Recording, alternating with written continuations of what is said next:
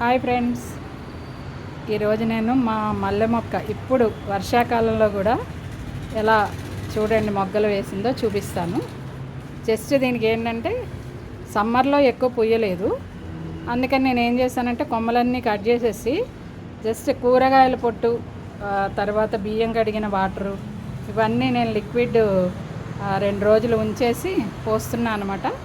ఇప్పుడు చాలా హెల్తీగా అయిపోయి మొక్క ఇప్పుడు అంటే ఈ సీజన్లో అంటే రైనీ సీజన్లో కూడా ప్రతి కొమ్మకి ఒక ఇట్లా మొగ్గలు వచ్చేసేసి చాలా గుబురుగా వచ్చి చక్కగా పెరిగింది.